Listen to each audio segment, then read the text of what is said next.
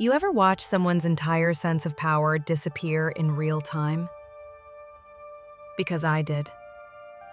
I watched a grown man, a fraternity president, a rich kid who'd spent years making our lives miserable, stand in a parking lot, crying, begging a tow truck driver to stop, while his precious car disappeared into the night. And the best part? He did it to himself.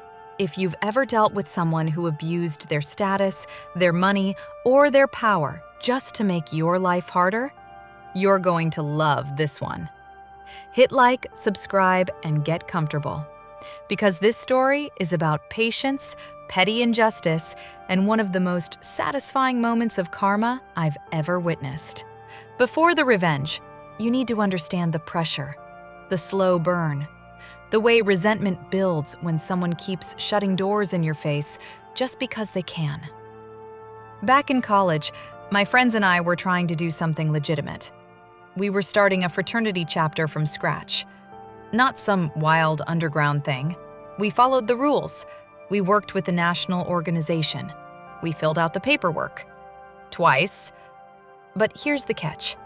Our university didn't recognize local fraternities unless they had national backing and unanimous approval from the existing Greek Council. No recognition meant no recruiting, no advertising, no reserving tables, no events. You might as well not exist. And that's where Richard comes in. We called him Dick because, honestly, it fit.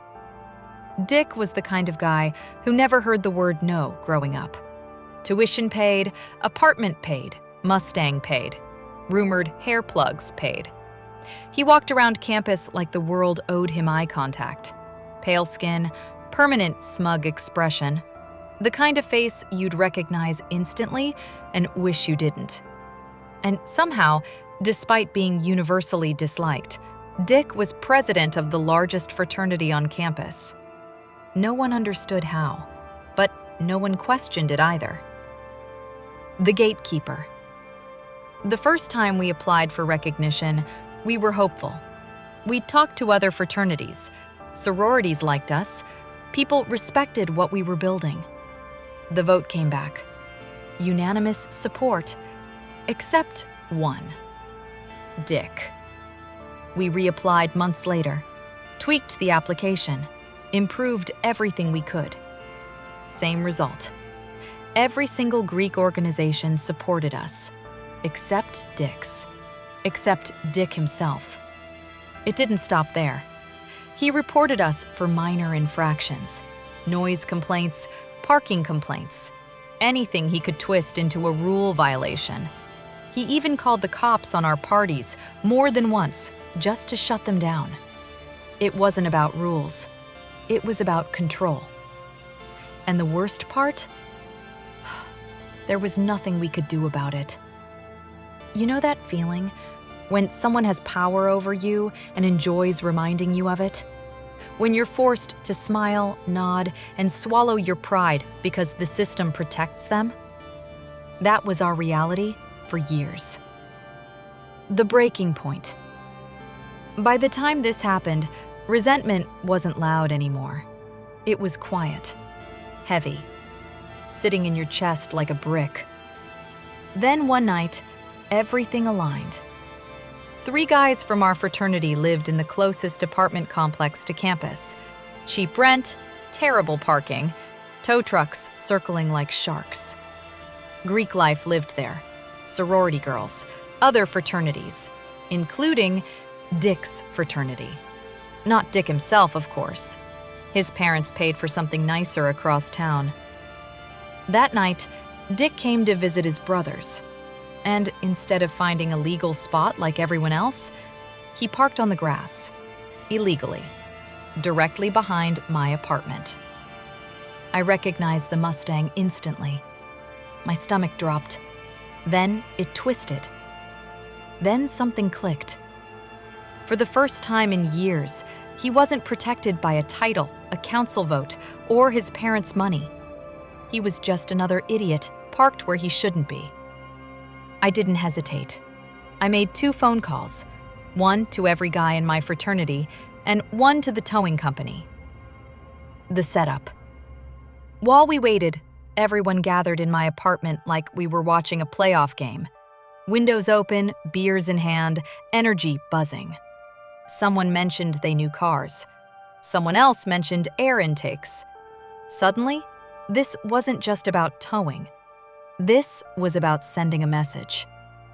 We raided the apartment for anything vile.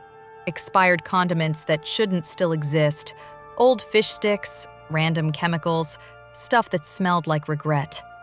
We smeared it into the cabin air intake. Midsummer heat. Then, someone had an even worse idea. We peed on the car. All of it. Every door, every panel. Immature? Absolutely. Cathartic?